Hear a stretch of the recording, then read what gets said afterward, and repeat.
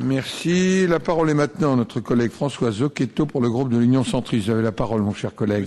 Monsieur le Président, Madame le Ministre, mes chers collègues, jeudi dernier, les chefs d'État et de gouvernement de l'Union européenne ont décidé d'organiser un test de résistance, qu'on appelle aussi un stress test, pour tous les grands établissements financiers européens. Ils ont prévu d'en publier également les résultats avant la fin juillet. En apportant des informations fiables, cette opération de transparence contribuera sans doute à rassurer les marchés financiers. Nous saluons donc sa mise en œuvre. Mais, mes chers collègues, la crise grecque a révélé que les États, eux aussi, ont l'obligation de communiquer des informations sincères et crédibles. Et pour conforter la convalescence fragile de notre économie, il est crucial que la France s'engage à réduire ses déficits et sa dette publique.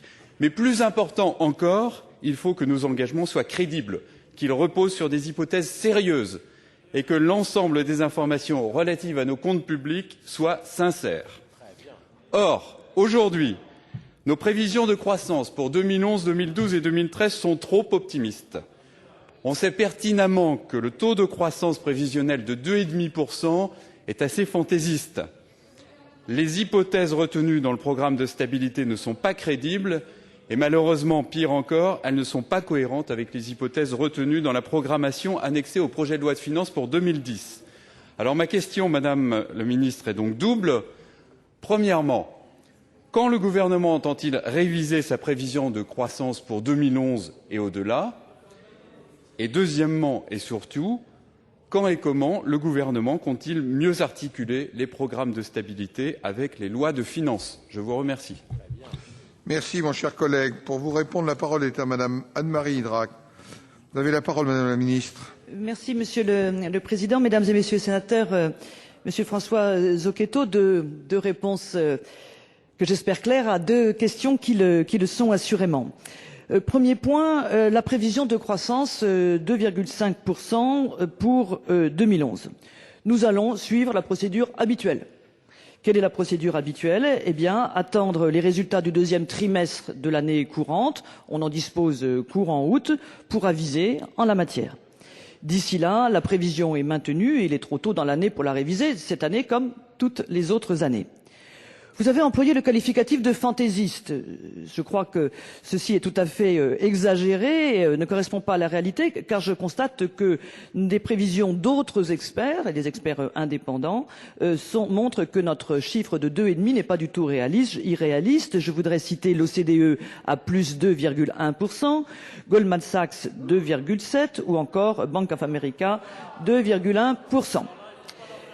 Comme Christine Lagarde a eu l'occasion de l'indiquer, oui, ce chiffre est assez volontariste. Elle a même employé le qualificatif d'audacieux. Il faut tenir compte d'un certain nombre de bons signaux enregistrés récemment. Je pense à la création nette d'emplois au premier trimestre, alors que tous les experts tablaient sur des destructions.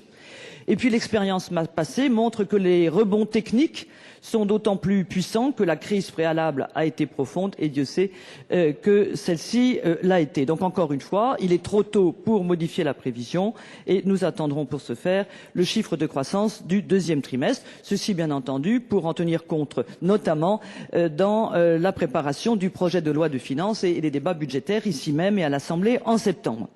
Ce qui m'amène au deuxième point, c'est-à-dire les modalités d'une meilleure articulation entre les programmes de stabilité transmis à l'échelle européenne et les lois de finances.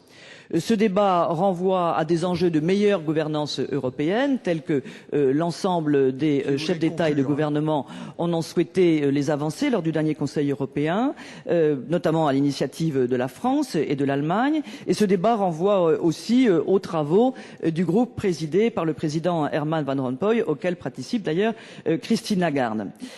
À titre d'exemple, le Conseil européen s'est montré favorable à l'idée que, je termine Monsieur le Président, excusez-moi, mais c'est vraiment le point, les programmes de stabilité et de convergence pour les années suivantes soient présentés à la Commission au printemps en tenant compte des procédures budgétaires nationales. Je pense pour ma part que ceci contribuera à renforcer la transparence et à renforcer aussi le rôle du Parlement.